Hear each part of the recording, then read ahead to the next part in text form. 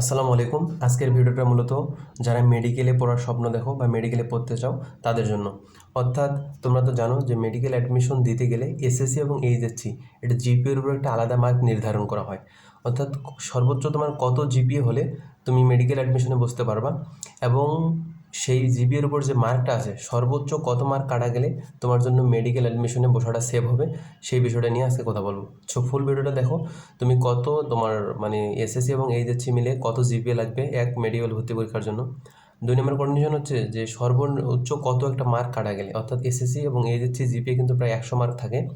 এই 100 মার্কের ভিতর তোমার কত মার্ক কাটা গেলে তোমার মেডিকেল প্রিপারেশন নেওয়া সেভ হবে, আজকে এই বিষয়টা নিয়ে কথা বলবো। এবং এই ভিডিওর মাধ্যমে তুমি জানতে পারবা কিভাবে এই মার্কটা ক্যালকুলেশন করা হয়। তুমি নিজের মার্ক নিজে বের করতে পারবা তোমার জিপিএর মাধ্যমে, ঠিক আছে? তো চলো ভিডিওটা শুরু করি।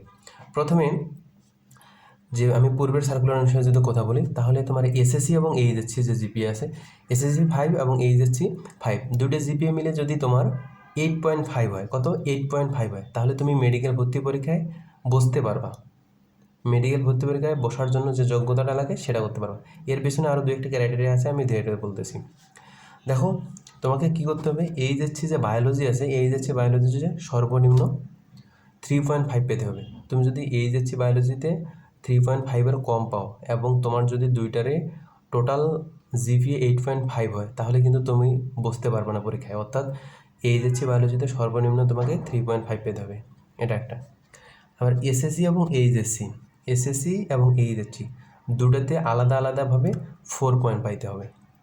অর্থাৎ কেমন, দেখো, তোমাকে মূল পরীক্ষায় বসার জন্য 8.5 লাগবে জিপিএ, টোটাল জিপিএ।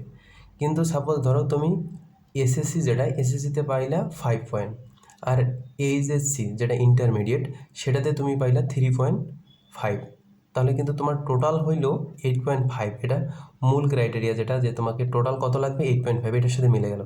কিন্তু তুমি তবুও পরীক্ষা দিতে পারবে না। কেন পারবে না? ওই যে এসএসসি এবং এইচএসসি আলাদা আলাদাভাবে 4 পয়েন্ট লাগবে, ঠিক আছে? তাহলে তুমি যদি একটাতে 4 পাও আর একটাতে 4 পাও, এভাবে আলাদাভাবে 4 লাগবে, প্লাস দুইটা মিলে 8.5 হতে হবে। অর্থাৎ সাপোজ ধরো তুমি একটাতে 4 পয়েন্ট পাইলা আর একটাতে 4.5 পাইলা, তাহলে তোমার কত 4 4 8 আর 8.5, তাহলে তোমার 8.5 হয়ে গেল।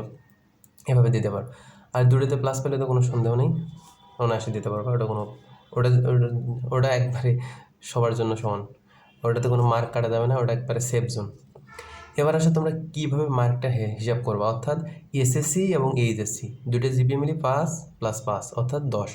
এই 10 মার্কের যে জিপিএটা আছে, এই 10 জিপিএর উপর ডিপেন্ড করে এই দুইটা, অর্থাৎ এসএসসি এবং এইচএসসি দুটো মিলে 100 মার্ক নির্ধারণ করা আছে। সেটা কীভাবে, তুমি যদি এসএসসি জিপিএর সাথে 5 যোগ করো, এসএসসি জিপিএর সাথে যদি তুমি 8 গুণ করো, অর্থাৎ এসএসসি জিপিএ টোটাল জিপিএ কত 5, 5-এর সাথে যদি তুমি 8 গুণ করো, তাহলে কত হয় 5 × 40।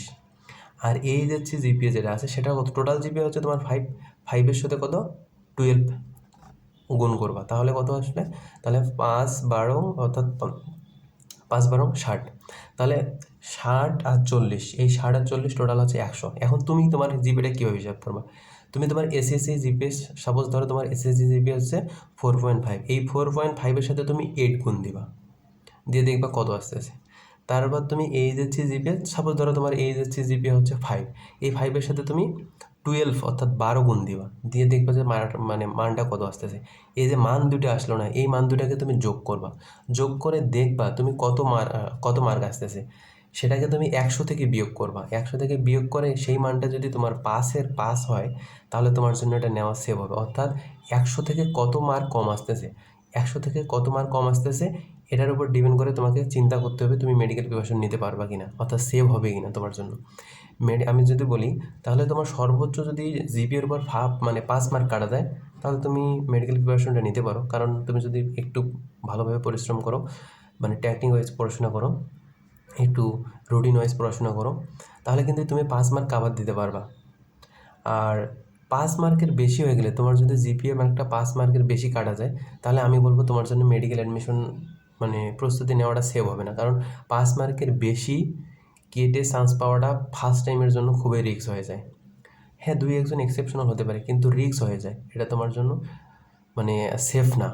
আমি সেভ মার্কটা বলছি 5, যদি তোমার মানে 5 বা 5-এর কম মার্ক কাটা দেয় তাহলে তো, এবং তোমার যদি মেডিকেলে পড়ার এরকম স্বপ্ন থাকে তাহলে তুমি এদিকে আসতে পারো। সো আশা করি ভিডিওটা সম্পূর্ণ বুঝতে পারছো। তো অবশ্যই নতুন হলে চ্যানেলটিকে সাবস্ক্রাইব করে রাখবা, এরকম ভিডিও পাবা নিয়মিত ইনশাল্লাহ। তোমাদের বিভিন্ন ধরনের, তোমরা যদি এসএসসি, এইচএসসি লেভেলের যে কোনো লেভেলের শিক্ষার্থী হয়ে থাকো তাহলে অবশ্যই এই চ্যানেলটার সাথে থাকো। ইনশাল্লাহ এই চ্যানেলের মাধ্যমে তোমাদের জন্য নিয়মিত ভিডিও আসবে এবং তোমরা এই ভিডিওগুলো থেকে উপকৃত হবা।